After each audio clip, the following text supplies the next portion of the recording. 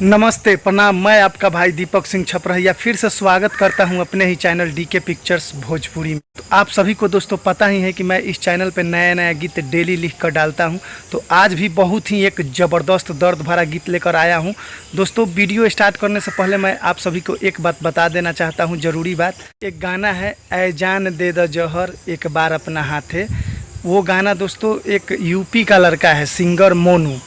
उसका फ़ोटो ये रहा, ये फ़ोटो है और ये नाम है मोनू, यूपी का लड़का है दोस्तों। ये लड़का इस गाने को ले चुका है दोस्तों।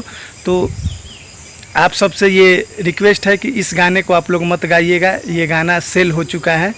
मेरे चैनल पे आप सबको भी अगर कोई गाना अच्छा लगे, मैटर अच्छा लगे और पूरा गाना लेना चाहते हैं तो थोड़ा बहुत चार्ज लगेगा, थोड़ा बहुत चार्ज लगता है और आप संपर्क कर सकते हैं 6203 40 80 47 पे। आपको पूरा गाना मिल जाएगा।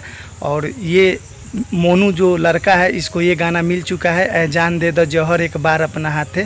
थोड़ा सा सुना भी देते हैं। ऐ जान दे द जहर एक बार अपना हाथे, अरे दोसरा के नाम से नूर लगई है अपना माथे। ये गाना था दोस्तों। तो ये गाना मोनू जी ले चुके हैं। तो दोस्तों ये वीडियो मैं इसलिए मोनू जी के बारे में बता दिया ताकि दोस्तों आप सभी को पता ही है कि आजकल गीत बहुत ज़्यादा चोरी होता है, इसलिए आने वाले भविष्य में ये एक प्रूफ रहे कि ये गीत मोनू जी ले चुके हैं और इनका अधिकार है, ये इनका जहाँ से मन जहाँ से इच्छा वो गा सकते हैं। तो दोस्तों आइए आज जो नया गीत लेकर आया हूँ इसको स्टार्ट करते हैं और आप लोग को गाना अच्छा लगे तो आप भी ले सकते हैं। कि देख के गइलू दिलवा पे जखम, कि देख के गइलू दिलवा पे जखम, कि बुझलू ना दरदिया हमार, अरे का केहू दिलवा लगाई, कैसे करी केहू से प्यार, का केहू दिलवा लगाई, कैसे करी केहू से प्यार, का केहू दिलवा लगाई। अब आइए दोस्तों सुनाते हैं अंतरा।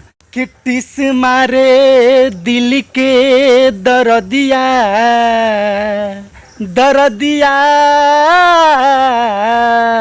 दर्दिया, कि टिस मारे दिल के दर्दिया, कि टिस मारे दिल के दर्दिया, समझ ना वे ये जान, का केहू दिलवा लगाई, कैसे करी केहू से प्यार, का केहू दिलवा लगाई।